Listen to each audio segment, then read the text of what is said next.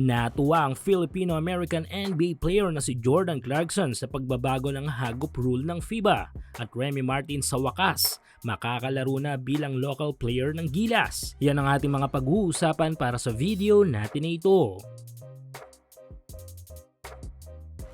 So sa pagbabago ng tinik sa mga national teams na rule ng FIBA na tinawag na hagop ay mas maraming mga high caliber players tayong paniguradong makakala para lumaro sa ating national team. At numero 1 target nga natin dito ay ang mga malalaro natin sa pinakamalaking liga ng basketball sa mundo na NBA. Syempre balibalik ta rin man natin ang mundo ng laro ay mangingibabaw pa rin ang husay na tangan ng ating mga NBA na mga malalaro. Magiging instant ang boost na may bibigay nila para sa ating national team kapag nagkataon. Tandaan, meron tayong 5 aktibong PhilAms sa NBA na 100% willing na irepresenta ang bansa. Aside kay Jordan Clarkson na nakalaro na sa Gilas, ay waiting pa rin sa magandang opportunity sina Jalen Green, Jared McCain at Harper Brothers upang mairepresenta ang Pilipinas sa international basketball scene. At tila sa pagkakataong ito ay eto na nga dahil sa inirelease na bagong patakaran ng FIBA ukol sa mga dual citizen players. However, konting paggalaw na lang ang kailangan para sa part ng samahang basketball ng Pilipinas upang masala natin ang 5 Pinoy-blooded NBA players na mga ito kung sino ang may tangan ng Philippine passport bago mag 18 years old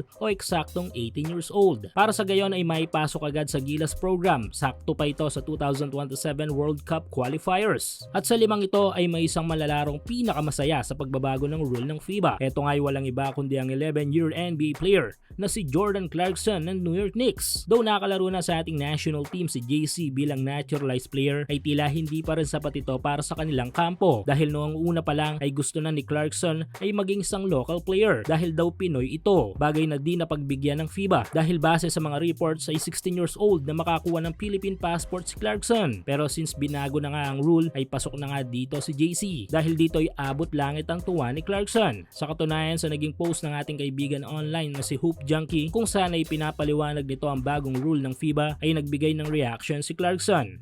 At kung inyong makikita sa larawan ay di lang si JC ang natuwa ukol sa update na ito ni Hoop Junkie. Even nga ang proud Pinoy-blooded player na US NCAA champion na si Remy Martin. Maliban kay Clarkson ay eto na yatang si Martin ang may pinakamataas na willingness na irepresenta ang bansa sa international basketball scene. Dahil simula high school pa lang ito hanggang umabot sa kolehiyo ay consistent na pagkilala niya sa kanyang pagiging Pilipino. At bilang patunay, nito lang ay lumipad pa siya patungong Pilipinas upang bisitahin ang foundation na kanyang itinatag para matulungan ang mga batang Pinoy. Grabe, hindi ba? Ginagawa ni Martin ito hindi para na sa basketball, kundi makakatulong mismo sa kanyang mga kababayan. At nito lang ay matutupad na sana ang matagal ng hiling ni Remy Martin nang mabigyan siya ng tsansa na makakalaro sa Southeast Asian Games, kaso paltong Thailand Basketball Federation. However, eto na nga, dahil nga sa pagbabago ng FIBA sa kanilang hagop rule ay sa wakas clear na si Remy Martin na makakalaro sa Gilas Pilipinas.